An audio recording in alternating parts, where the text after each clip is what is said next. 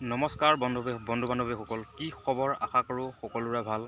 বন্ধু বান্ধৱীসকল, মই আজি আপোনালোকক আমাৰ গাঁৱৰ বানপানী আৰু গাঁৱৰ পৰিৱেশটোৰ বিষয়ে কিছু কথা ক'বলৈ আগবাঢ়িছোঁ।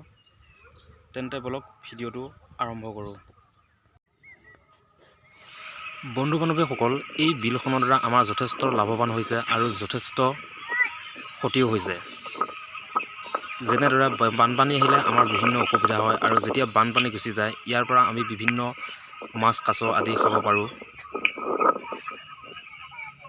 ইয়াত থকা বিভিন্ন পশু পক্ষী গছ গছনি আদিবোৰ বিভিন্ন মনোমোহা পৰিৱেশ সৃষ্টি কৰে।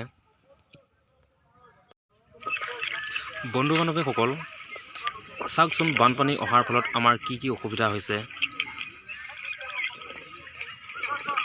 বন্ধু বান্ধৱীসকল, চাওকচোন ইপাৰৰ পৰা সিপাৰলৈ য'লৈকে চোৱা যায় কেৱল পানী আৰু পানী।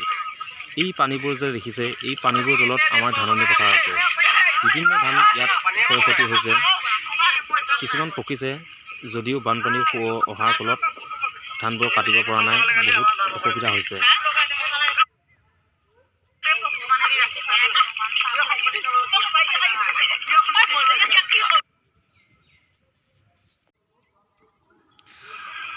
বন্ধু বান্ধৱীসকল, এইখন হ'ল আমাৰ বিলখন। চাওকচোন বানপানী অহাৰ ফলত ইপাৰৰ পৰা সিপাৰলৈ কেনেকৈ পানীৰে উভৈনদী হৈ পৰিছে, আৰু এই বানপানীৰ ফলত আমাৰ বহুতো অসুবিধা হৈছে, যেনে গৰু ছাগলী আল দিয়া আৰু ইপাৰৰ বস্তু সিপাৰলৈ নিয়াত যথেষ্ট অসুবিধা হৈছে।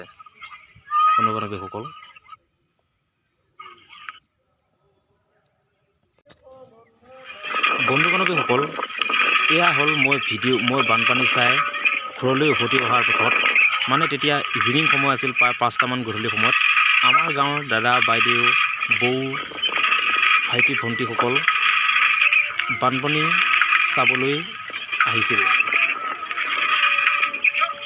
বন্ধু বান্ধৱীসকল, এই যে পানীবোৰ দেখিছে, এই পানীবোৰৰ তলত আমাৰ বহুতো ধান সোমাই আছে, মানে বহুতো অনিষ্ট হৈছে। বন্ধু বান্ধৱীসকল, এই বানপানীৰ দ্বাৰা আমাৰ বিভিন্ন ক্ষয়ক্ষতি হৈছে। বন্ধু বান্ধৱীসকল, বানপানী অহাৰ ফলত আমাৰ বিভিন্ন ঘৰ দুৱাৰ মথাউৰি ৰাস্তা ঘাট ইলেক্ট্ৰিচিটি আদি সকলো ক্ষয়ক্ষতি হৈছে।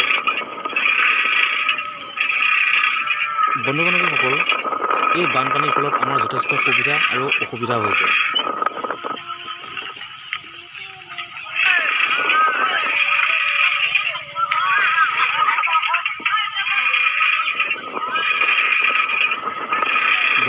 বন্ধু বান্ধৱীসকল, এয়া বানপানীৰ ফলত মানে আমাৰ গাঁৱৰ মানুহবোৰে ধান কাটি ৰাস্তাতে ওচৰতে থৈ দিছে।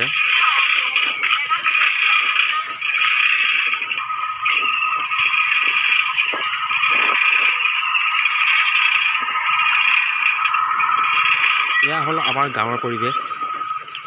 মানে এতিয়া ধান কটা দিনটো সকলোৱে ধান কাটি ৰাস্তাৰ ওচৰতে ধানবোৰ গোটাই অনাবোৰে আনিছে, বৰষুণৰ দিন মানে অনাবোৰে আনিছে, ননাবোৰে তাতে থৈ দিছে, বঢ়িয়াকৈ গুচাই বঢ়িয়াকৈ থৈ দিছে ধুনীয়াকৈ। এয়া হ'ল আমাৰ নতুনকৈ বিদ্যুৎ যোগান আঁচনি।